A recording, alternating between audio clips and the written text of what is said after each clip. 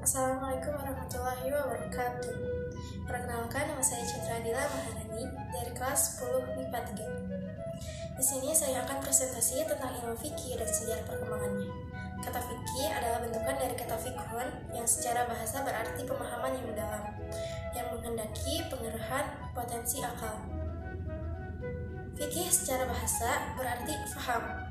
Ilmu fikih menurut istilah ialah ilmu yang mempelajari tentang hukum-hukum Islam yang berkenaan dengan amal perbuatan manusia yang diperoleh dari dalil-dalil tafsil atau jelas. Fikih adalah salah satu bidang ilmu dalam syariat Islam yang secara khusus membahas persoalan hukum yang mengatur berbagai aspek kehidupan manusia, baik kehidupan pribadi, bermasyarakat, maupun kehidupan manusia dengan Allah Tuhannya. Pengertian menurut istilah pengetahuan tentang hukum-hukum syariat praktis berdasarkan dalil-dalil rincinya. Periode perkembangan ilmu fikih. Menurut Syekh Abdul Wahab Khalaf, perkembangan tarif al-tashri atau fikih Islam terbagi menjadi 4 periode. Yang pertama, periode Nabi Muhammad SAW. Pada masa Rasulullah adalah masa fikih Islam mulai tumbuh dan membentuk dirinya menjelma ke alam perwujudan.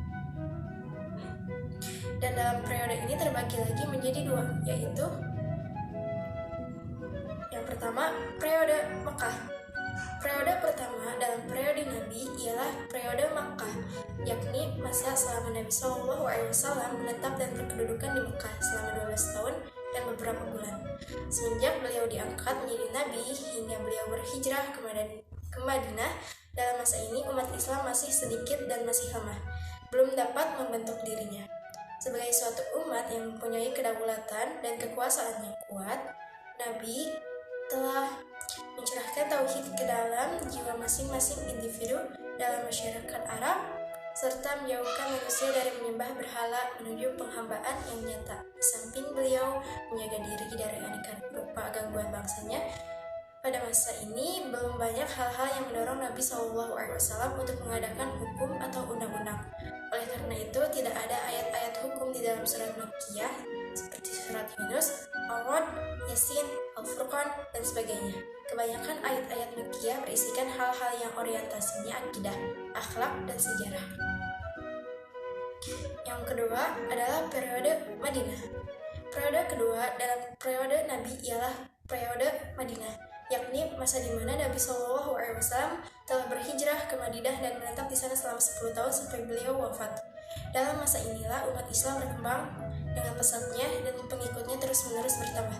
Nabi SAW mulai membentuk suatu masyarakat Islam yang berkedaulatan. Karena itu, timbullah keperluan untuk membentuk syariat dan peraturan-peraturan bagi masyarakat guna mengatur hubungan antara anggota masyarakat satu dengan lainnya dan hubungan mereka dengan umat lainnya dalam tatanan kehidupan sehari-hari.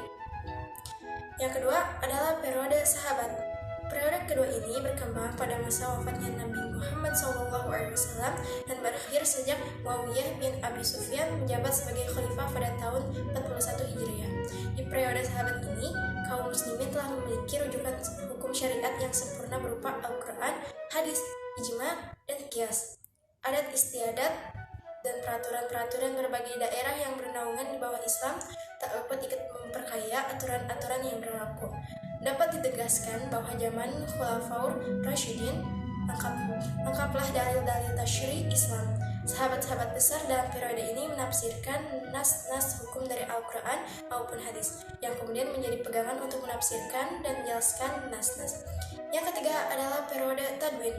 Pada masa ini, pada lahir para tokoh dalam istinbat dan perundang-perundangan Islam. Masa ini disebut masa keemasan Islam, yang ditandai dengan berkembangnya ilmu pengetahuan yang pengaruhnya dapat dirasakan hingga sekarang. Pada masa ini muncul pula mazhab-mazhab fikih yang banyak mempengaruhi perkembangan hukum Islam, di antaranya yang pertama Imam Abu Hanifah, kedua Imam Malik, ketiga Imam Asy-Syafi'i, dan yang keempat Imam Ahmad bin Hambal. Yang keempat adalah periode taklid. Sejak akhir pemerintahan Abbasiyah, tampaknya kemunduran berijtihad sehingga sikap taklid berangsur-angsur tumbuh merata di kalangan umat Islam.